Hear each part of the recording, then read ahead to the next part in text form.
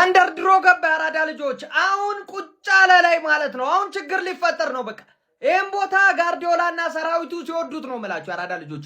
በርን ላይ ወረደ። አረ እንደውም ከኩርኩም ጋር ምናምን አብረው ቢሸኙት በጣም ይሄ ድሮ መውረድ የነበረበት ክለብ ነው ያራዳ ልጆች ማለት ነው። ምንም ለመጫወትም የማይመቹ ናቸው እነዚህ። ሲቲም ይሄዳል ይስታል። የነዚህ ቶ የሲቲ ይሄዳሉ። ጋርዲዮላ አበደ። ቸርኪ ላይ 4 ተጫዋች ብቻህን ምን ታረጋለህ? ኳሱን አጫውታቸው። አይሰማም። ይሄ ሰፈር ጨዋታ አስመሰሉት ሲቲዎች ያራዳ ልጆች።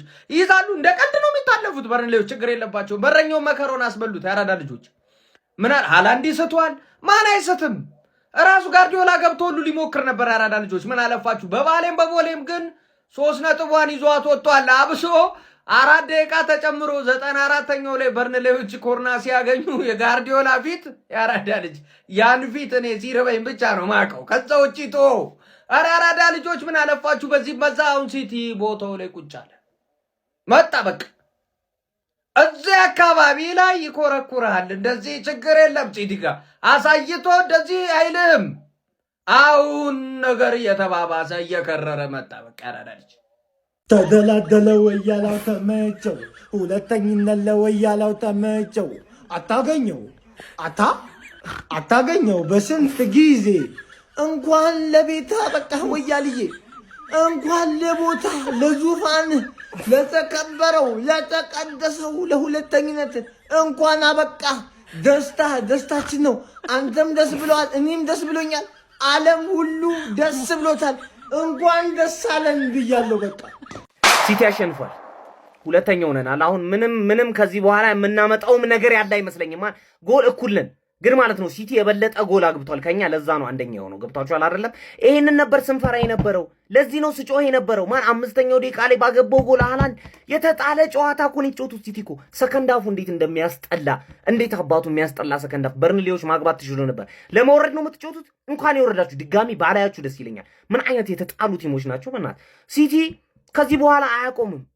እንዴት ነው የምናስቆማቸው? ማን ጋርዲዮላ አንደኛ ሆኖ ማለት ነው። ጋርዲዮላ አንደኛ ሆኖ ጭራሽ ወደ ታች በፍጹም ነገር ነው የማይመለስላችሁ። በፍጹም ማለት ነው። ግን እንቋጥራለን ጋይስ። ያለን አማራጭ ለሌላ ቲም ላይ መቋጠር ነው። የራሳችንን እድል ለሌላ አሳልፈን ሰጥተናል። ዊ አር ባክ ይላል። ወደ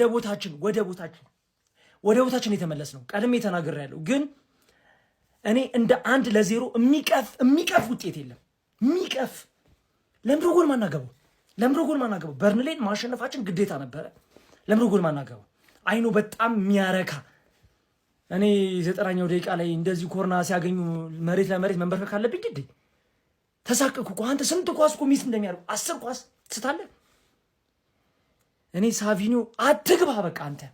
የሚሰጥ ኳስ አያውቅም፣ የሚመታ ኳስ አያውቅም። እኔ እሱ ሰውዬ ክፉ አታናገረኝ እባክህ። እኔ አሁን ሰላሜ ነው የምፈልገው። ወደ ቦታዬ አንደኛ።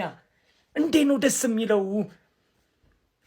በጣም ነው የምትችሉት። እግዚአብሔር ሲጀመር እኔ ያላስጣልኩትን ማን ሲቲ በርንሌ እንዲያስጥልልኝ መጠበቄ ነው ጥፋት። ይገባ አይደለ? ግን ተስፋ ሰጥተውኛል እኮ ማን ተስፋ ሰጥተውኛል። ሲቲ 1 ጎል ካገባ በኋላ ማን ነው ለመድገም ያደረገው ጥረት በሙሉ ነው የከሸፈበት።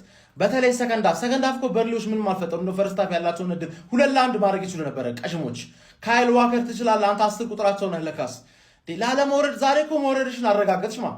ለምን በ1-0 ምናምን ነገር አባቴ። እሱም ለነገሩ አሪፍ ነው። ጎል ዲፍረንስ እኩል ሆንን። አሁን ከ7ኛ ሳምንት ጀምሮ ፕሪሚየር ሊጉን እየመራን የነበር ነው። አሁን በጎል ዲፍረንስ እኩል ብንሆንም እነሱ የበለጠ ጎል አግብተዋል፣ ከኛ የበለጠ ጎል አግብተዋል። እኛ ደግሞ ጎል አልገባብንም። ክሬዲት የሚሰጠው ደግሞ ጎል ያገባ ስለሆነ እኩል ጎል ዲፍረንስ 37 ሆነን አንደኛ ላይ ሲቲዎች ዱቅ ብለዋል ማለት ነው። ሰከንድ ሃፍ ግን በተለይ 60 ደቂቃ ፔፕ ጎል ለማግኘት ያደረገው ጥረት አልተሳካም። ቸርኪ ነው የሚያስበላችሁ። ትላልቅ ጨዋታዎችን ቸርኪ እንዳሸነፈላችሁ እንደዚህ አይነት ጨዋታውን ጆርጅ ደግሞ ቸርኪ ነው የሚያስበላችሁ። ምክንያቱም ሌዚ ነው ስንት ካውንተር አታክ ወይኔ። ግን ተስፋ ሰጥቶኛል ስልህ ሊጥል ይችላል። ፍጹም አይደለም። እኔ 4-0 ምናምን ብዬ ጠብቄ ነበር። በተለይ 10 ደቂቃ ሳይሞላ የመጀመሪያቸውን ጎል ካገኙ በኋላ ፈርቼ ነበረ። ግን አልቻሉም፣ ማግባት አልቻሉም። በርንሌዎች አትችሉም። ባር 1-0 ቢሆንም አመሰግናለሁ፣ ግን አትችሉም። አንድ አግብታችሁ እኮ ልታስጨፍሩኝ ልታስረጩኝ ትችሉ ነበር። መርዝ የበላችሁ ውረዱ፣ ንገውና 1-0 አሸንፈናል። ጎል ድገሙ ብዬ ይኸው አሳቀው ቶፕ ኦፍ ዘ ሊግ ንጉሱ ወደ ቦታው ተመልሷል። ሚዜውም ወደ ቦታው ተመልሷል። ያራዳ ልጅ 3-4 ብናገባ በጣም ደስ ይለኝ ነበረ። ጎል ዲፍረንስ ምናምን ብለው ተስፋ ለሚያደርጉት እንጂ እኛ ከበላን የታወቀ ነው። ነጥብ አስፍተን ምናምን ነው አሳምነን የምንበለው። ኤኒዌይ ግን እንድናሸንፍበት የምፈልገው መንገድ ነው ያሸነፍነው። ገባህ? ለእኔ ያሳቀቀኛል እንጂ እንደዚህ አይነት ዊን ደስ ይለኛል። ለምን ለቋጣሪ እርር ያደርጋል። ገባህ አይደለ? እኛ እንደዚህ ነበር አርሰናል አንዳንዴ በማያሳምን ሁኔታ ሲያሸንፍ ቅጥል ስንል የነበረው። በተለይ አንድ ጎል ተስፋ ሰጥቷችሁ ካላገቡ በጣም ነው የሚያናደው። ረዳችኋለሁ ቋጣሪያንስ። ወልቭስ ግን አስደስቶኛል። ቶፕ ኦፍ ደ ሊግ ወደ ቦታሽ ቅዳሜ ትርፍ ጌም ትጫወታላችሁ ከኒውካስትል። ትርፍ ጌም ተጫወታችሁ ራሱ እንደምትቀበሉን እጠራጠራለሁ። አልደበረኝም ሚንስ ማለት ነው። እንዴት መሰላችሁ? እግዚአብሔር እኔ ኤክስፔክት አድርጌው ከነበረው በተሻለ መንገድ ነው በርንሌዎች የተጫወቱት። እድሎችን መጠቀም አልቻሉም። ኦፍ ኮርስ እኔ ሲጀመር እንደዚህም አይደለም ኤክስፔክት አድርጌ የነበረው። ሲቲ በሰፊ የጎል ልዩነት ያሸንፋል ብዬ ነበር። ብዙ ጎል እንዳያስቆጥር ነበር ስቋጥር የነበረው። ዳት ሴት በቃ ተሳክቶልኛል። ለመሰላችሁ ሲቲ 6 ጨዋታዎች ነበር የሚቀሩ ከዚህ ጨዋታ በፊት፣ እኛ ደግሞ 5 ጨዋታ። ሶ አንድ ጌም እንደ አድቫንቴጅ መውሰድ ይችላል። ጎል ማስቆጠር ካለበትም ያ ቃል ኦልሬዲ ማለት ነው የጎል ዲፈረንሱ ምን ያህል ማተር እንደሚያደርግ። ሶ ሲቲ በዚህ ጨዋታ ላይ ማለት ነው የተሻሉ የጎል ልዩነቱ ሞር የሚያስፋበት ቻንስ ይኖራል ብዬ ነበርና ያ ደግሞ አልሆነም። እስቲዳውን ነጥባችንም ጎል ኤቭሪቲንግ እኩል ነው። ሶ ከዚህ በኋላ እኩል 5-5 ጌም አለን። የተሻለው ቡድን እንግዲህ ዋንጫውን ማሸነፍ ይችላል።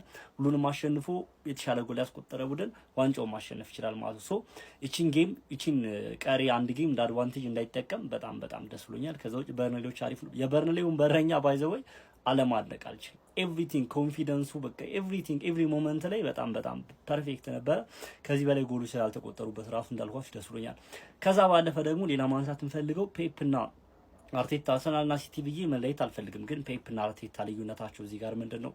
አርቴታ ቢሆን 1-0 እየመራ ልክ ከ70 እና ከ80 በኋላ ይቺን ጎል ተከላክዬ አስጠብቂ ልውጣ ምናምን አይነት ነበር ሜንታሊቲ እንትን የሚለው ማለት ነው። ፔፕ ግን ኦፍ ኮርስ ጎል ይፈልጋል በዚህ ጨዋታ ላይ። ሜቢ አርቴታም ሊያደርገው ይችላል።